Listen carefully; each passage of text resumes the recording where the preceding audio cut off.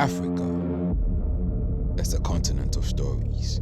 Stories etched in stones, sung in songs, whispered across firesides. Our stories are carved into our bones, into rituals, into the whitewashed shrines of our family homes. And yet, time and our own silence have conspired to bury them. The Akrabaa intends to break that cycle, to tell again the tale of our beginnings, and to reclaim our mythic heritage upon the global stage.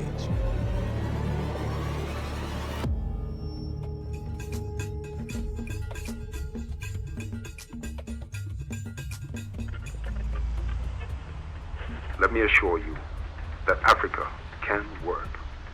It is up to the rest of the world to look beyond the prejudiced and sensational images and recognize Africa as the continent of the future. Is ready to fight his own battle and show that after all, the black man is capable of managing the whole affair. Our cocoa, our timber, our gold, our diamonds, our platinum, our whatever. Everything you are is us. I am not saying it, it's a fact. And in return for all of this, what have we got? Every story begins with an idea. For this book, the idea was remembrance of who we are, where we've been, and the voices that make up our history. Who knows your story better than you yourself? When we talk of African mythology, we focus just on the mythological aspects of the stories or the myth.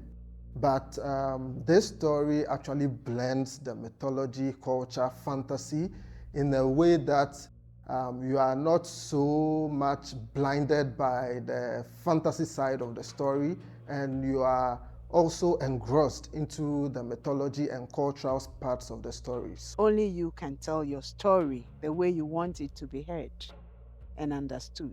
Projects like Amane Adesa reclaim narrative ownership.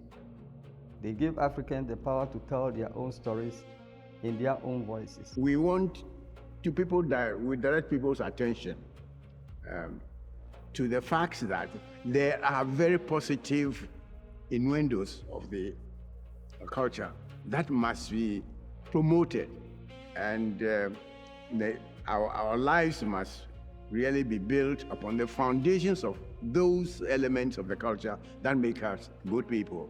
That makes the gang or the Fanti or the Ashanti man positive. Okay, what consume in what you are here? It's a never what you mean.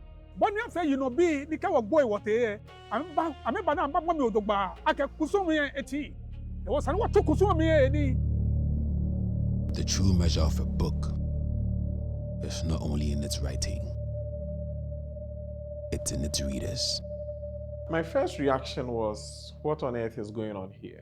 Because the thing is, whilst you're reading, there's a lot that pops up in your head. It's very visual. Right from the very first page, right from the beginning, I was immediately plunged into this rich, ancient and spiritually charged world. It has something that this part of the world hasn't seen before.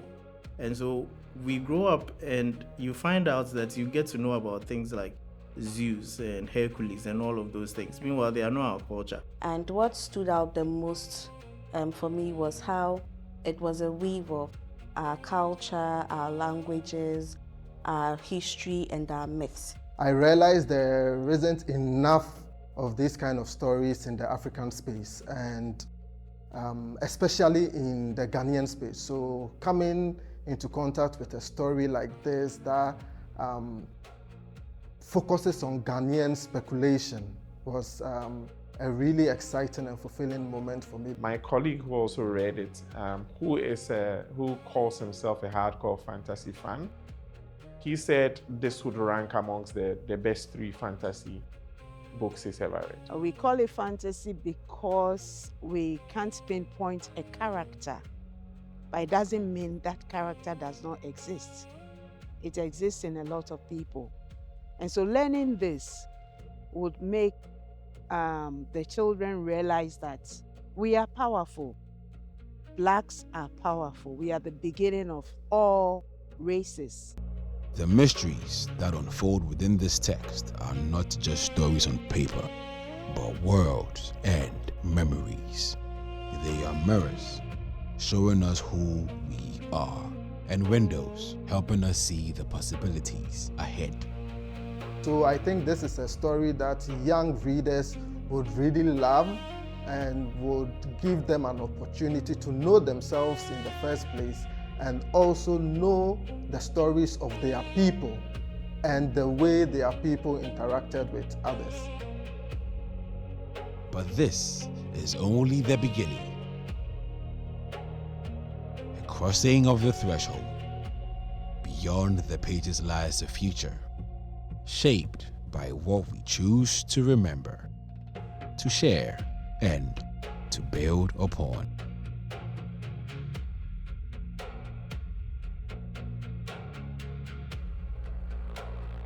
If you want to identify and go along with the original threads of African culture and identity, I would encourage you to pick up Amane Adesa and read it for yourself.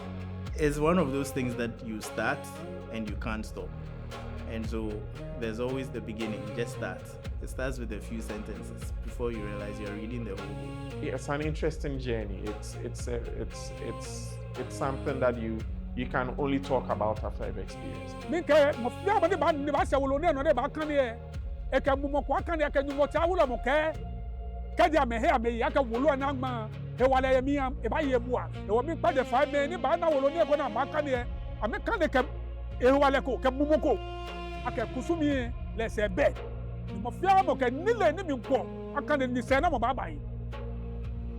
This is not just a story. It is a witness, a reminder, a teacher, and a companion. For those who open its pages, the journey may never end. The future is being written, and it begins. Amane Adesa of Monsters and God.